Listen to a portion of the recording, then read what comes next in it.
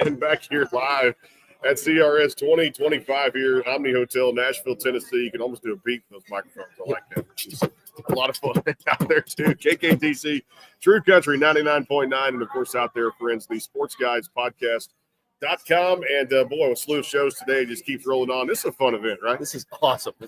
This can't get much more fun. I like the beatbox, so let's get that going. I like that. Let's get that going. This is like Radio Row, the Super Bowl. That's right, yeah. You know, the big events in Nashville. It's my 6th one overall, too, but it's always fun. Ken Domash joining us here on the show. What's up, man? Oh, I'm just loving it. I'm just living the dream right now.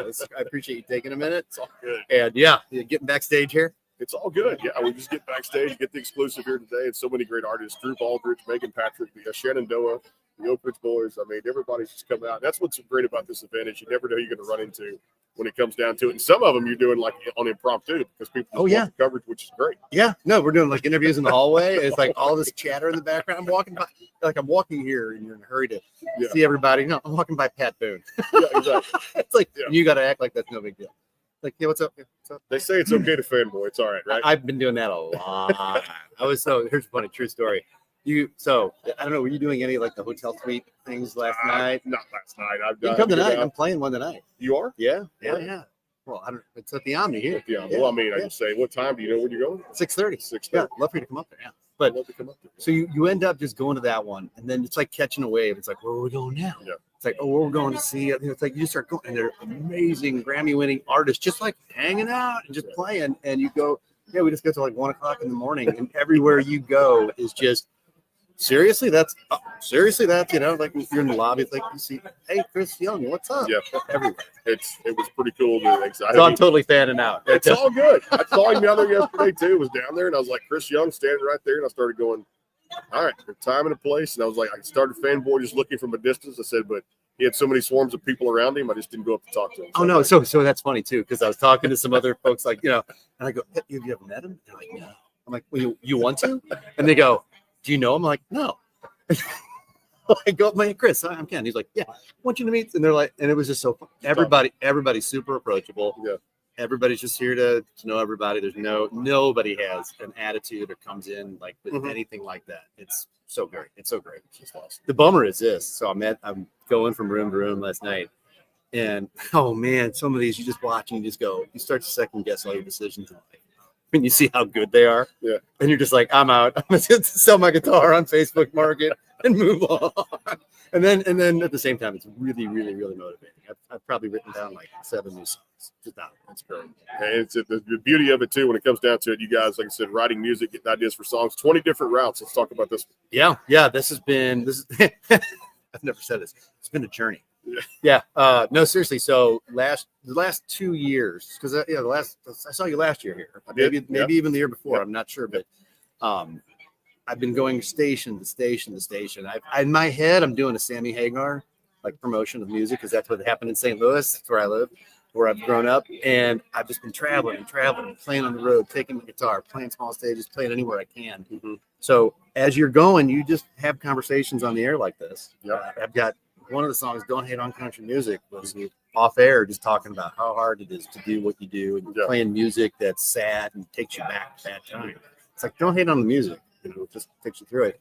But I come out of interviews, come out of shows, writing songs. So 20 different routes is basically all these experiences in life, and that's the collection.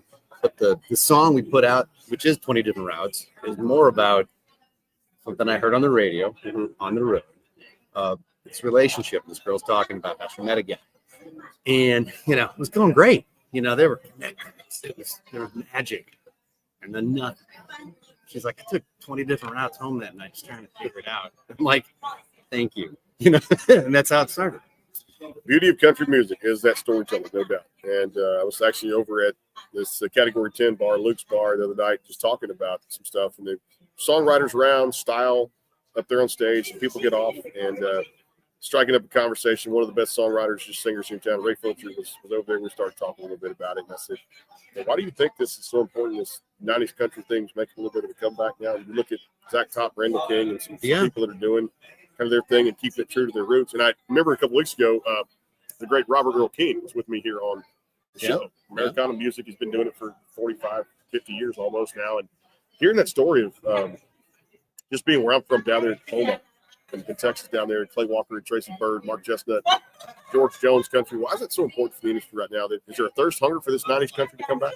It's funny you said that because I've spent, so this album I did, going to all these rural areas, I thought I was trying to write kind of a 90s country sound, like the Boot Scoot Boogie. Like, I love that kind of stuff. And I've been driving town to town, and I realized that's actually the songs I know the most.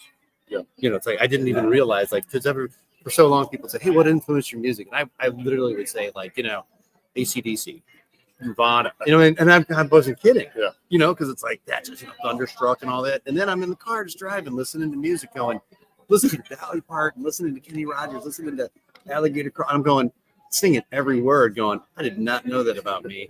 I think it's in everybody's DNA. All those songs that Garth Brooks just crushed, you know, all of that is in everyone's DNA. So I wrote the whole album in that direction, unintending to be following a direction or anything. But legitimately, the song 20 Different Routes, I don't think it's 90s country. I don't know what that is. Yeah. The album is down a bunch of different, I mean, it's funny now. It's a bunch of different roads, and the album, if you listen through it, like in 90s country, you'd have an album that meant something. Yeah. Right. I'm still trying to do that. And if you listen to it, it starts off with 20 Different Routes, which is not fast paced. Mm-hmm. And it has a slow build. By the end of it, in my head, it's as if it's Crazy Train. Ozzy Osbourne is what is in my head. What's your head? Yeah, I mean, it starts off with, and it just goes, and in my head, it's Crazy Train, and it's fast, and it's just thundering. So the whole thing's a slow build. But I mean, as far as the music, country music's just wide open. There's so many lanes right now. I did not mean to make that another reference to 20 Different Routes, but there's so many lanes, right? I mean, there's a lot that has that hip hop beat. Right, I mean that's become very, very prevalent, and that's fun too when you have a heavy bass. It's really fun at the bar. Yeah, you're at a rooftop in Nashville. That's fun. I love that. And also, I just came from hearing a session, and this artist just sang such an amazing ballad, and it felt like real. It's funny I said it. It felt like real country. You know what I mean? It was just like and when she took a pause, the room was just. That's a good thing. Yeah. That's really cool. That's really cool to me.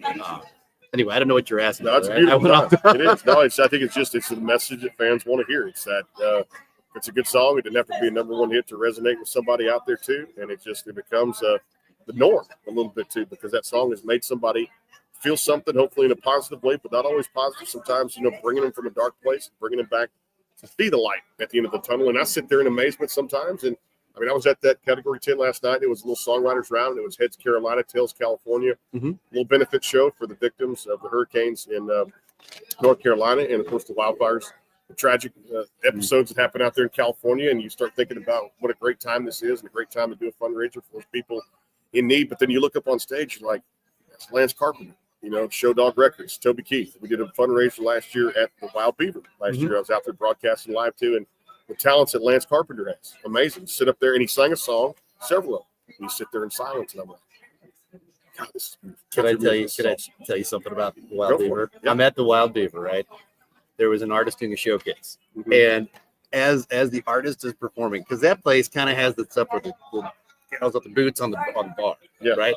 I didn't know this. I sit down. I'm there to see this artist I'm a friend with, and as she's playing, I go to grab my beer. Actually, it's a glass of water. When I'm out, I rarely drink. I only drink when I'm there to drink. But I go to grab it, and I was like, that's in the way. And there was a boot. I'm like, what's a boot doing there? I'm like, oh, okay. And I said, and it came up. This was in 2009.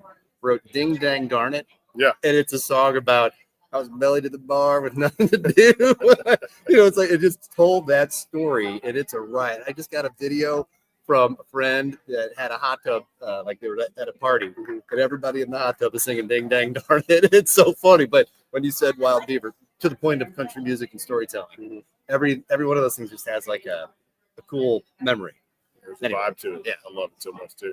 I know some more great projects coming out for this year. I appreciate you stopping by. Thank you, man. Ken Domash, I tell you, we got to get him back for a full interview. Just a great storyteller, not just in music, but in general. He could really host this show and just come up with some great ideas here on the Backstage Pass, because I love the podcasting, and I think it's something where it's just all about, as much as country music is about storytelling, it's just so much about asking the questions that just come to mind and make somebody feel something and entertainment. That's what we're all about here in this program. I appreciate it. You're great at being here. KKTC, True Country 99.9, iHeartRadio, and the SportsGuysPodcast.com. It's the Backstage Pass.